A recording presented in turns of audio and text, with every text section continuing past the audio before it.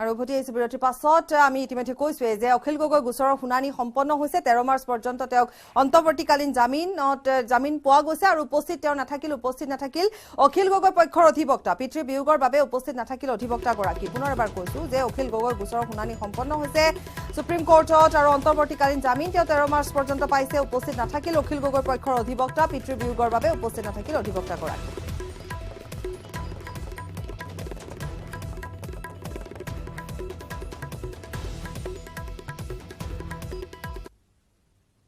ডিগবৈ বগাপানীত ভয়ংকৰ পথ দুৰ্ঘটনা সংঘটিত হৈছে ডাঙৰীয়া মন্দিৰৰ সমীপত হোণ্ডাই ভেনু গাড়ী দুৰ্ঘটনাগ্ৰস্ত ডিগবৈৰ পৰা তিনিচুকীয়া দিশে গৈ আছিল বাহনখন নিয়ন্ত্ৰণ হেৰুৱাই চাহ বাগিচাত উফৰি পৰে বাহনখন দুৰ্ঘটনাগ্ৰস্ত গাড়ীখনৰ 2 যুৱক আৰু 2 যুৱতী আছিল আটাইকেইজনকে উন্নত চিকিৎসাৰ বাবে তিনিচুকীয়ালৈ প্ৰেৰণ কৰা হৈছে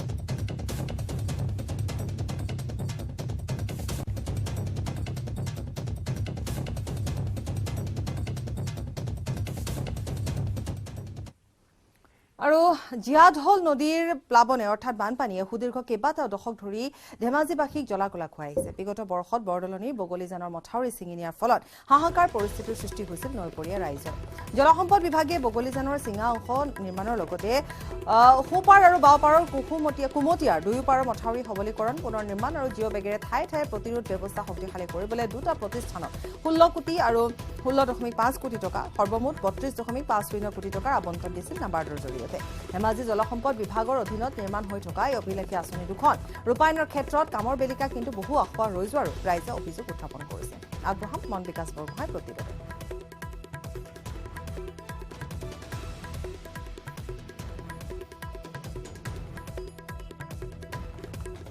ধেমাজি জিলা ছাত্ৰ সন্থাৰ প্ৰতিনিধি বৰ্গ আমাৰ সৈতে আছে তেখেতলোকেও আজি যিহেতু মথাউৰি পৰিদৰ্শন কৰিছিলেহি তেওঁলোকে কি পৰ্যবেক্ষিত হ'ল তেওঁলোকৰ দৃষ্টিত আমি তেখেতলোকৰ পৰা জানিব বিচাৰিম আমি পৰিদৰ্শন কৰাৰ ক্ষেত্ৰত আমি দেখিবলৈ পাইছোঁ যে মথাউৰিসমূহ পৰিদৰ্শন হৈছে ইয়াত আপোনাৰ নিৰ্মাণ কৰা হৈছে এটা ভাল পদক্ষেপ কিন্তু এটা কথা হ'ল যিহেতু যি ধৰণৰ হ'ব লাগিছিল ঠিক তেনেদৰে হোৱা নাই বুলি আজি আমাক অভিযোগ উত্থাপন কৰিছে আৰু আমি প্ৰত্যক্ষ কৰিছোঁ আমি এটাই বিচাৰিছোঁ যে এই দুইপাৰ যি মথাউৰি এই মথাউৰিসমূহ বিজ্ঞানসন্মতভাৱে সঠিক ৰূপত ৰূপায়ণ হ'ব লাগে এই 32.50 লাখ টকাৰ যেন এক পইচাও যেন অসৎ ব্যৱহাৰ নহয় সকলো পইচা যেন এক পইচালৈকে যে সৎ ব্যৱহাৰ হয় তাৰ বাবে আমি চৰকাৰলৈ আহ্বান জনাইছোঁ এইবাৰ কি আশা প্ৰকাশ কৰিছে এইবাৰ মানে ইমান টকা আহিছে মানে বানটো অকণমান আগত হ'ব লাগে আৰু এই যদিও আমাৰ এই বাঁহ আছে অকণমান আহল বহল কৰিব লাগে আৰু কাম কিমান অগ্ৰগতি হৈছে কিমান দেখিছে কাম এতিয়া বৰ্তমান বাৰু এতিয়ালৈকে বাৰু ঠিকেই দেখি আছোঁ আৰু পাছৰ পৰ্যায়ে এতিয়া কি কেনেকৈ কৰে সেইটো ডিপাৰ্টমেণ্টহে জানিব যিহেতু জলসম্পদ বিভাগটো ক্ষতি গায় হিচাপে পৰিণত কৰা হয় আৰু ইয়াত ঠিকাদাৰসকলে ক্ষতি গায় হিচাপে ভাবি লয় গতিকে আমি এটা কথা আমি দাবী জনাইছোঁ ছাত্ৰ সন্থাৰ পৰা কিন্তু আমি ছাত্ৰ সন্থাই ধেমাজি জিলা ছাত্ৰ সন্থাই আমাক খুব নজৰ থাকিব এই মথাউৰিটো যাতে প্ৰতিটো পইচাই যাতে সৎ ব্যৱহাৰ হয় তাৰ প্ৰতি আমি ছাত্ৰ সন্থা দৃষ্টি থাকিব হয় নিশ্চিতভাৱে যে আমিও বিচাৰিছোঁ যে ধেমাজি জলসম্পদ বিভাগে যি আঁচনি ৰূপায়ণ কৰিছে কেৱল মাত্ৰ কুমতীয়াই নহয় জিলাখনত প্ৰায় বহু কোটি টকাৰ আঁচনি আবণ্টন হৈছে সেই আঁচনিসমূহৰ যিসমূহ আচলতে টকা আবণ্টন হৈছে সেই টকাৰ যাতে সৎ ব্যৱহাৰ হয় ৰাজ্যত হাত দাঙিলে তৃতীয়জনে গোৱালপাৰাত এবাৰ গ্ৰেপ্তাৰ শিক্ষা বিষয়া উৎকোচ লৈ গ্ৰেপ্তাৰ হৈছে শিক্ষা বিষয়া বজলুল ৱাছিদ চৰকাৰ মতিয়া খণ্ড প্ৰাথমিক শিক্ষা বিষয়া হৈছে বজলুল মুখ্যমন্ত্ৰী দুৰ্নীতি নিবাৰক কোষে কৰে গ্ৰেপ্তাৰ ঘোষ লৈ থকা অৱস্থাত বজলুলক গ্ৰেপ্তাৰ কৰা হৈছে পুনৰ কৈছোঁ এতিয়ালৈকে আমি দুজনক খবৰ দিছিলোঁ এবাৰ তৃতীয়জনক খবৰ দিছোঁ যে মুখ্যমন্ত্ৰী দুৰ্নীতি নিবাৰক কোষে ইতিমধ্যে গ্ৰেপ্তাৰ কৰিছে ঘোষ লৈ থকা অৱস্থাত বজলুলক গ্ৰেপ্তাৰ কৰা হৈছে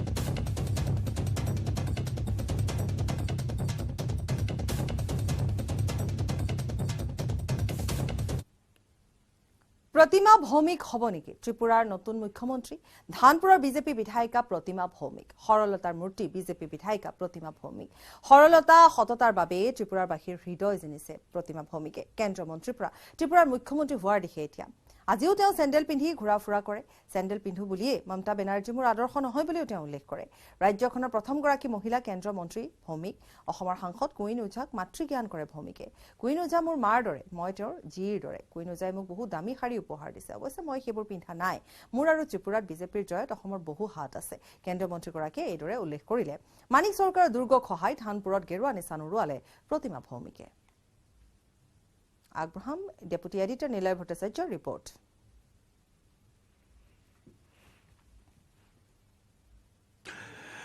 নিউজ 18 অসম নৰ্থ ইষ্টৰ এই বিশেষ সাক্ষাৎকাৰত আজি মোৰ সৈতে আছে কেন্দ্ৰীয় মন্ত্ৰী প্ৰতিমা ভৌমিক ডাঙৰীণী।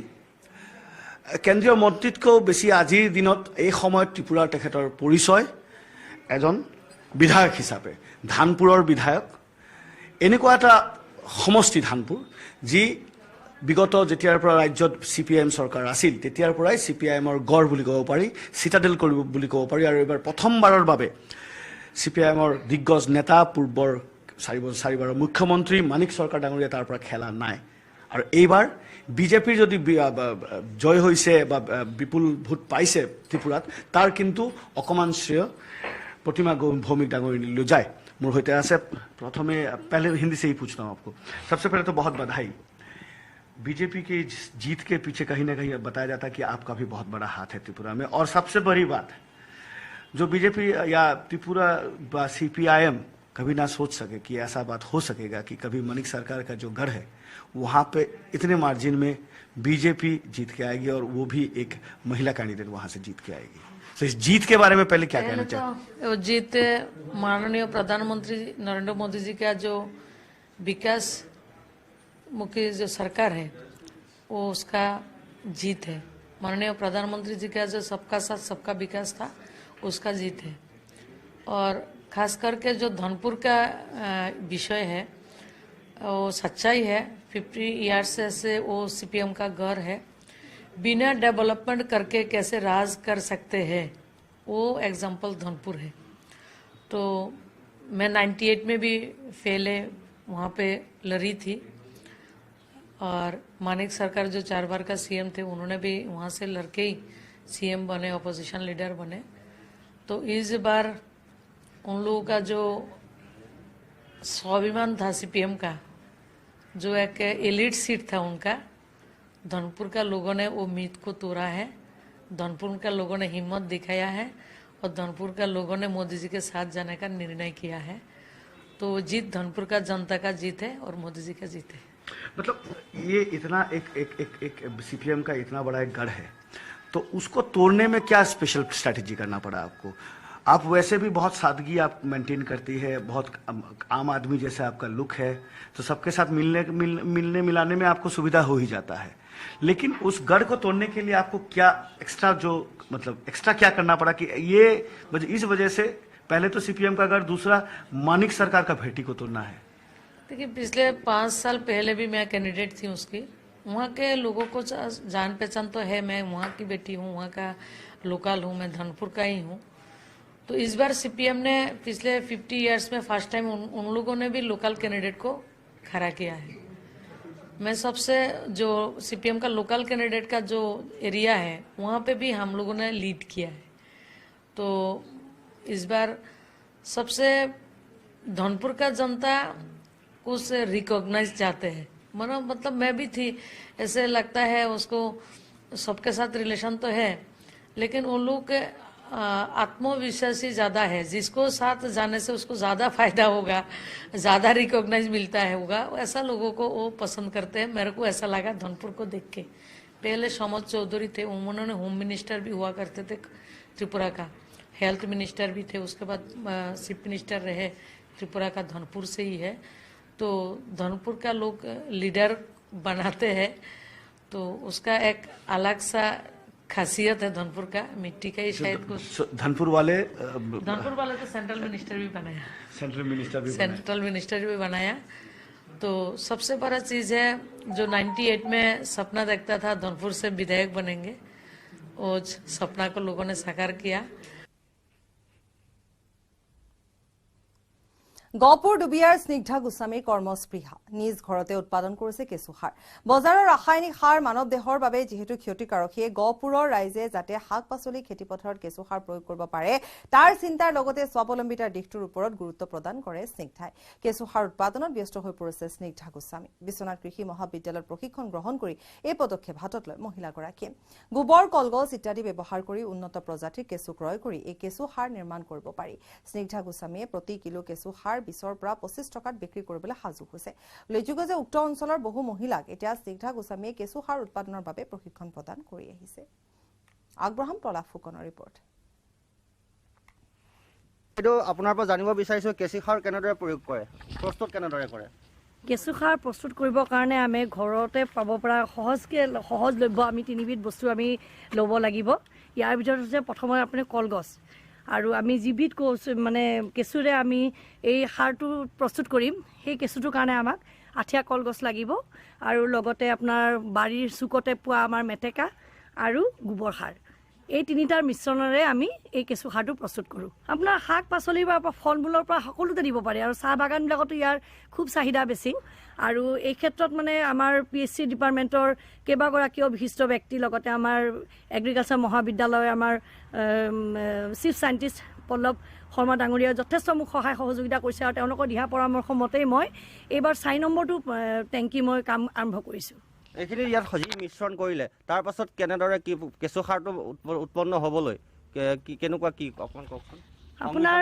হয় এই মিশ্ৰণটো যে আমি এই তিনিটা বস্তুৰ যে মিশ্ৰণ কৰিলোঁ এই মিশ্ৰণটো আপোনাৰ প্ৰায় 20 দিন আমি ইয়াক গেলিবৰ কাৰণে আমি ৰাখিব লাগিব আৰু 20 দিনৰ পিছত আমি এই মিশ্ৰণটো টেংকিত ঢালিম টেংকিত ঢলা সময়তে আমি যিটো কেঁচু আমি এগ্ৰিকালচাৰৰ পৰা কিনি আনিছিলোঁ এটা উন্নত মানদণ্ডৰ কেঁচুটো কিনি আনিব লাগিব কেঁচুটো এটা উন্নত মানদণ্ডৰ যিহেতু আমাৰ এই লোকেল কেঁচুটো নহয় গতিকে সাধাৰণতে গোবৰত যিটো কেঁচু হয় সেইটো নহয় গতিকে অকণমান উন্নত মানৰ সাৰ যেতিয়া উন্নত মানৰ কেঁচু এটা তেওঁলোকে পৰীক্ষা নিৰীক্ষা কৰি পেলাই প্ৰস্তুতৰ কাৰণে পায় কেঁচুটো এইটো আপোনাৰ এগ্ৰিকালচাৰতে পোৱা যাব কেঁচুটো কেঁচুসাৰৰ জৰিয়তে স্বাৱলম্বিতা দিশটো উলিয়াই ল'ব পাৰি একদম যথেষ্ট স্বাৱলম্বী প্ৰথম কথা হ'ল কি ৰাসায়নিক সাৰে যিটো মানৱ জীৱনৰ কাৰণে ভাবুকিৰ সৃষ্টি কৰিছে তাৰ কাৰণে যদি আমি এতিয়াৰ পৰা যদি সজাগ নহওঁ আমাৰ অনাগত দিনত আমাৰ মানৱ জাতিৰ কাৰণে এটা বিৰাট ডাঙৰ বিপদৰ শংকা আমি দেখা পাইছোঁ আৰু গতিকে এই সময়ছোৱাত আমি জৈৱিক বিপ্লৱ সূচনা কৰা অত্যন্ত প্ৰয়োজন আৰু আমি জৈৱিকভাৱে প্ৰস্তুত কৰি আমাৰ প্ৰথমতে আমাৰ ঘৰৰ শাক পাচলিখিনি যদি আমি আৰম্ভ কৰোঁ তাৰপিছত আমি ইয়াৰ ব্যৱসায়িক দিশটো যদি চাওঁ এগৰাকী মহিলাই ঘৰুৱা সকলো কাম কৰিও খুব কম সময়ৰ ভিতৰতে খুব কম খৰচতে খুব সুন্দৰ আয় পাবলৈ সক্ষম হয় আৰু এখন ঘৰ চলাই নিবৰ কাৰণে যথেষ্ট তেখেতে অৰ্থ উপাৰ্জন কৰিব পাৰে কামৰূপ পাকুৰকুনাত অসমৰ প্ৰথমটো German technology river bank water কেন্দ্ৰ মুকলি কৰা হৈছে পাকুৰকুনাৰ কলাজল নৈ পাৰত থকা জনস্বাস্থ্যকাৰী বিভাগৰ কেন্দ্ৰত জাৰ্মানী ফেডাৰেল শিক্ষা আৰু গৱেষণা মন্ত্ৰালয়ৰ পুঁজিৰে নিৰ্মিত খোৱাপানী কেন্দ্ৰটো সাধাৰণ ৰাইজৰ বাবে মুকলি কৰা হৈছে নৈৰ পানীক পাম্পৰ সহায়ত জমা কৰি কোনো ৰাসায়নিক দ্ৰব্য মিহলি নকৰাকৈ আৰু জনশক্তিৰ প্ৰয়োজন নোহোৱাকৈ এই জাৰ্মান টেকনলজিৰ জৰিয়তে জনসাধাৰণে লাভ কৰিব বিশুদ্ধ খোৱাপানী আনহাতে প্ৰথমবাৰৰ বাবে অসমত শুভ উদ্বোধন কৰা এই পাইলট প্ৰজেক্ট জল জীৱন মিছনৰ সহায়ক হ'ব বুলিও আশা প্ৰকাশ কৰিছে জনস্বাস্থ্যকাৰী বিষয়াসকলে মুকলি অনুষ্ঠানত উপস্থিত থাকে ভাৰত জাৰ্মান দক্ষতা কেন্দ্ৰ অসমৰ প্ৰকল্প সমন্বয়ক মেডেলছন ৰংহাঙৰ লগতে পাইলট প্ৰজেক্টৰ 3গৰাকী জাৰ্মান বিশেষজ্ঞ পাইলট প্ৰজেক্টত আছে মোটামুটি আমাৰ 1 বছৰ লাগিব পুৰা ভেলিডেট কৰিবৰ কাৰণে বস্তুটো কিমান ইফিচিয়েণ্ট হয় আৰু মোৰ এনেকুৱা আশা আছে যেনেকৈ টেনজানিয়া যদি হ'ব পাৰে আৰু অসমৰ বাহিৰত যেনেকৈ পুনেত হ'ব পাৰে আমাৰ অসমত কিয় হ'ব নোৱাৰে বস্তুটো য'ত যে কাৰণে আপুনি যদি চোৱা যায় এনে যোৱা যদি আমাৰ অসমত 12টা কেঞ্চাৰ হস্পিটেল হোৱা ৰিজনটো one of that is not proper dosing of chlorination তো সেইটো কাৰণে মানে আমি এটা প্ৰজেক্ট ডেমনষ্ট্ৰেশ্যন চাইট চাবত ইয়াতে কৰি আছোঁ আৰু খবৰ অব্যাহত ৰাখিম সময়টি বিৰতি কেৱল ষ্ট্ৰং নহয় মাইথান ষ্ট্ৰং মাইথান ষ্টিল নিৰ্মাণৰ মানদণ্ড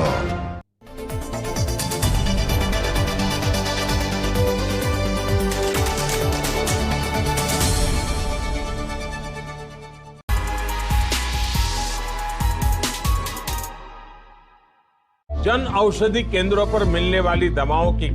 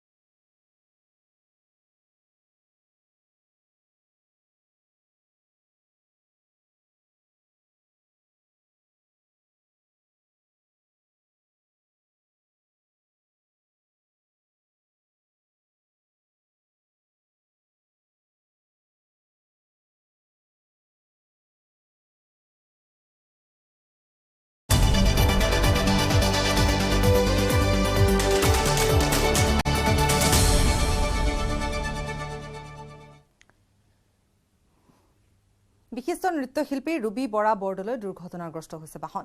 আছাম ভেলী বিদ্যালয়ৰ শিক্ষয়িত্ৰী হৈছে বৰদলৈ। বিদ্যালয়লৈ যোৱাৰ পথতে ডাম্পাৰে খুন্দা মাৰে বৰদলৈৰ বাহনত। কথমপি প্ৰাণ ৰক্ষা পৰিছে ৰুবি বৰা বৰদলৈ। গুৰুতৰভাৱে আঘাতপ্ৰাপ্ত বৰদলৈক হাস্পাতালত ভৰ্তি কৰোৱা হৈছে।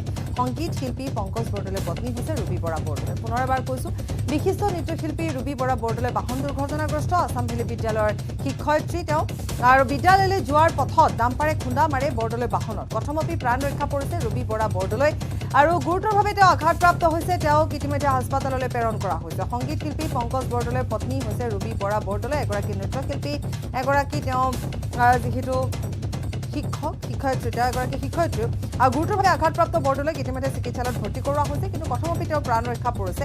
নৃত্যশিল্পী ৰুবি বৰা বৰদলৈ, তেওঁ আছাম ভেলী বিদ্যালয়ৰ শিক্ষয়িত্ৰী, তেওঁ গৈ থকাৰ সময়ছোৱাতে এই বাহনখন দুৰ্ঘটনাগ্ৰস্ত হয়।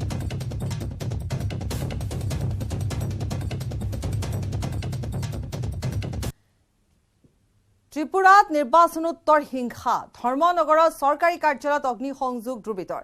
এখন ৰবৰ বাগানতো অগ্নিসংযোগ দুৰ্বৃত্তৰ। নৱনিৰ্বাচিত বিধায়কৰ ৰবৰ বাগানত অগ্নিসংযোগ। যুৱৰাজ নগৰৰ বিধায়ক শৈলেন্দ্ৰ চন্দ্ৰৰ বাগিচাতে অগ্নিসংযোগৰ ঘটনা। পালগাঁও অঞ্চলত থকা ৰবৰ বাগিচাত দুৰ্বৃত্তই তাণ্ডৱ সৃষ্টি কৰে, জুই লগাই দিয়ে। আৰু পুনৰ এবাৰ কৈছো যে এখন ৰবৰৰ বাগানতো অগ্নিসংযোগ কৰে কোনো দুৰ্বৃত্তই। আমি এই মুহূৰ্তত জনাইছো এটা ব্ৰেকিং নিউজ। ত্ৰিপুৰাত নিৰ্বাচনোত্তৰ হিংসাৰ ঘটনা সংঘটিত হৈছে।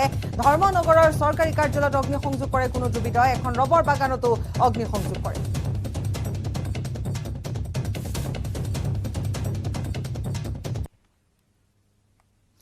প্ৰতিমা ভৌমিক হ'ব পাৰে নেকি ত্ৰিপুৰাৰ নতুন মুখ্যমন্ত্ৰী? ধানপুৰৰ বিজেপি বিধায়িকা প্ৰতিমা ভৌমিক আৰু সৰলতাৰ মূৰ্তি হিচাপে তেওঁ যিহেতু পৰিচিত, বিজেপি বিধায়িকা প্ৰতিমা ভৌমিক তেওঁৰ সৈতে হোৱা আমাৰ ডেপুটি এডিটৰ নীলয় ভট্টাচাৰ্যৰ এক আছুতীয়া সাক্ষাৎকাৰৰ পুনৰ কিয়দাংশ আমি আগবঢ়াম।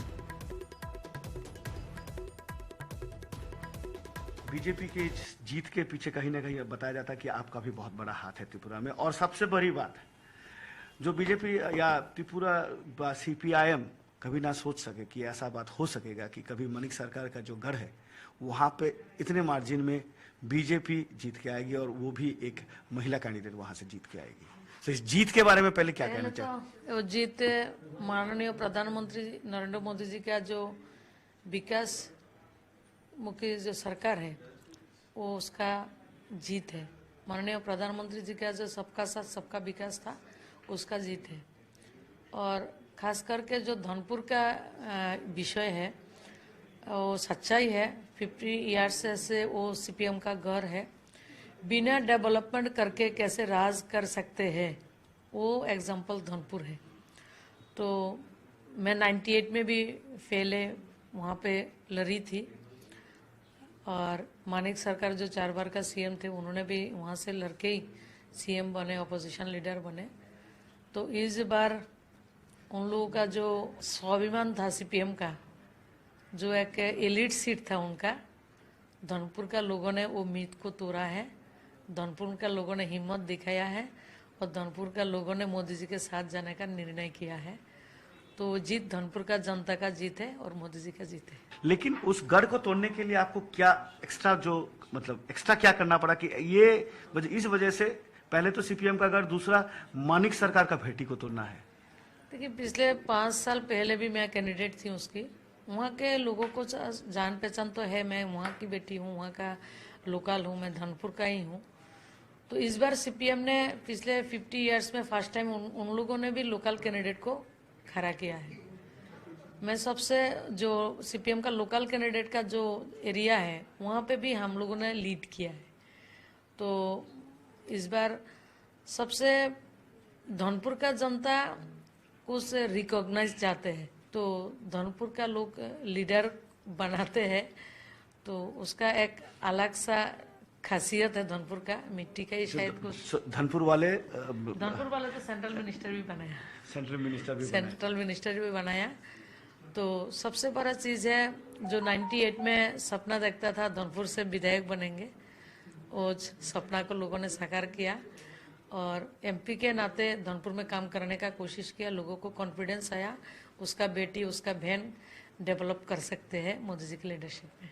अच्छा, आप तो ऐसे केंद्रीय मंत्री थी ही, तो धनपुर की बेटी तो ऐसे केंद्रीय मंत्री थी ही, तो फिर से राज्य में आके राज्य में चुनाव लड़ने का क्या बात है? क्योंकि ये कहा जाता है कि केंद्र का जो नेतृत्व है उन्होंने चाहा कि आप यहाँ आके लड़े। देखिए, हम पार्टी का समर्पित कार्यकर्ता है, पार्टी मेरी माँ है। आज आपके सामने जो बैठा हूँ, पार्टी के बदौलत मैं यहाँ पर हूँ। हम जैसे गांव के छोटे से एक गांव से प्रतिमा भूमिका आज के आपके सामने जो प्रस्तुत हुई हूँ, वो पार्टी का दिन है, मेरा कुछ नहीं है। पार्टी ने मेरे को यहाँ तक लाया। आप लोग प्यार से दीदी बोलते हैं, जो भी बोलते हैं, सब पार्टी ने दिया है। मान लीजिए धनपुर अभी बीजेपी का है और अगले मैं तो कितने दिन रहूंगी, कौन खड़ा होगा मुझे पता नहीं है अगले बार, लेकिन धनपुर बीजेपी का बन के रहेगा। अच्छा, आप जो इस सादगी में रहते हैं, बहुत प्लेन कपड़े में रहते हैं, बहुत मिनिमम पहनते हैं और एकदम प्लेन फोक रहते हैं, ये पॉलिटिक्स में ज्यादा मदद देता है क्या? नहीं, वो तो मेरा स्वभाव है। हम गरीब घर से आए हैं। हम जब क्लास में पढ़ाई करते थे, क्लास 8 तक तो हवाई चप्पल भी पहनने को नहीं मिलता था। हम क्लास 9 में जब स्कूल में आए तब हवाई चप्पल पहने। तो हवाई चप्पल अभी भी है और कंफर्टेबल भी है, पैसा भी कम लगता है।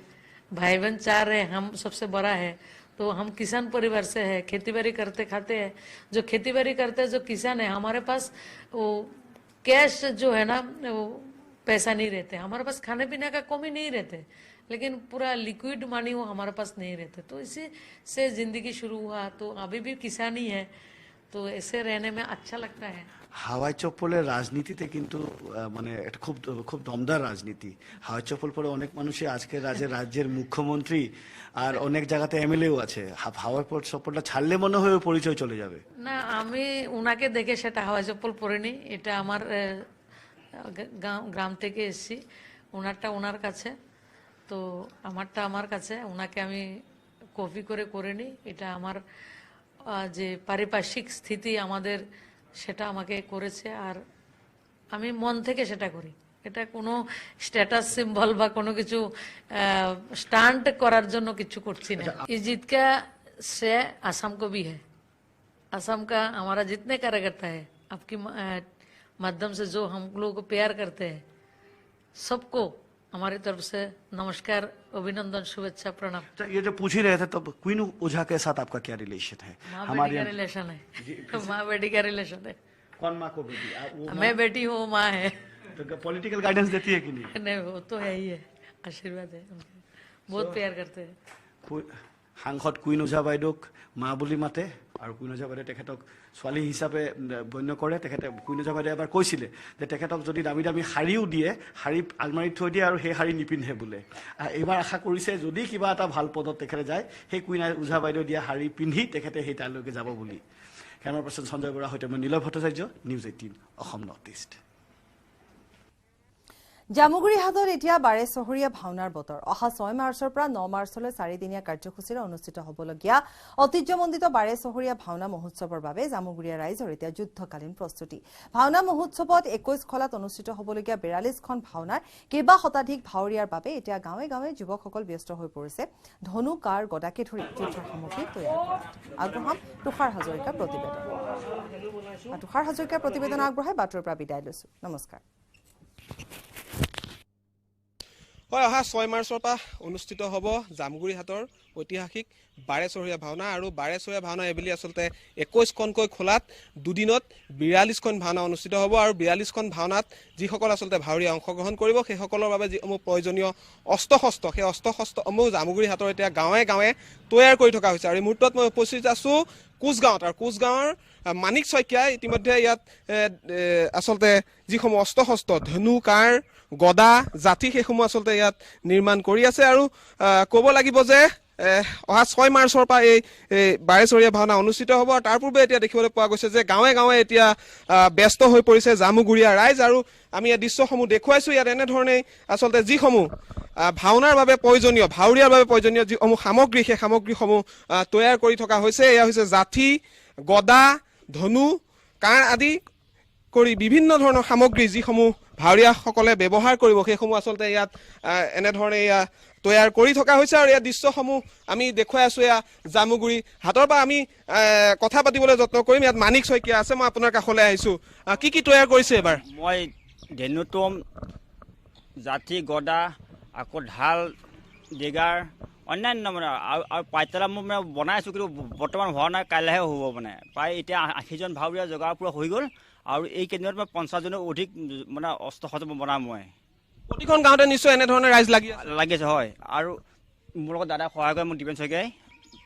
আমি যেতিয়া এইখিনি বনাই আছোঁ আপোনাৰ মানে দিন ইয়াত কোনো মানে খান খন নোহোৱা হৈছে আৰু কামত ব্যস্ত হৈ পুৰা। কি ভাৱৰীয়া এইসমূহ ব্যৱহাৰ কৰিব? এয়া আপোনাৰ ৰাম লক্ষ্মণ, কৰ্ণ, অৰ্জুন, নকুল সহদেৱ, আকৌ আপোনাৰ বালি সুগ্ৰীৱৰ, গদা অংগদৰ, ভীমৰ, অন্যান্য আপোনাৰ ভাই চবেই ভাৱৰীয়াসকলে যোগাযোগ কৰিছে নিশ্চয় আপোনাৰ লগত? হয় কৰিছে। বহুত ভাৱৰীয়া আহি আছে, মাল নিয়ে। মই মাল এতিয়া দিয়া নহ'ব, 5 তাৰিখে মই মাল মানে ডেলিভাৰী দিম প্ৰত্যেক ভাৱৰীয়াকে। হয়, নিশ্চিতভাৱে আচলতে এনেধৰণে আমি দৃশ্যসমূহ দেখুৱাই আছোঁ। এনেধৰণে আচলতে ভাৱৰীয়াৰ যিসমূহ আচলতে সামগ্ৰী সেয়া গাঁৱে গাঁৱে আচলতে তৈয়াৰ কৰি থকা হৈছে, আৰু আমি কোচগাঁৱৰ পৰিৱেশ দেখুৱাইছোঁ। ইয়াত এনেধৰণে আচলতে গাঁৱৰ ৰাইজ লাগি আছে। এনেধৰণে যি ভাৱৰীয়াসকলৰ যিসমূহ প্ৰয়োজনীয় সামগ্ৰী, যিসমূহ ভাওনাত ব্যৱহাৰ কৰা হ'ব, সেইসমূহ ইয়াত তৈয়াৰ কৰি থকা হৈছে, আৰু প্ৰতিখন গাঁৱতে আচলতে এনেধৰণে অনুৰূপ পৰিৱেশ দেখিবলৈ পোৱা গৈছে। আৰু এনেধৰণে এতিয়া দেখিবলৈ পোৱা গৈছে যে জামুগুৰি হাটত প্ৰতিখন গাঁৱতে গাঁৱৰ লোকসকল লাগি আছে। এনেধৰণে যিসমূহ ভাৱৰীয়াৰ প্ৰয়োজনীয় সামগ্ৰী, সেই সামগ্ৰীসমূহ তৈয়াৰ কৰি আছে। যিহেতু ভাওনা পালেহি, পদূলিমুখত ভাওনা, সেয়েহে এতিয়া আচলতে জামুগুৰিয়া ৰাইজে প্ৰস্তুতি আচলতে যি চলাইছিলে সেয়া এতিয়া তুংগত বুলি ক'ব পাৰি।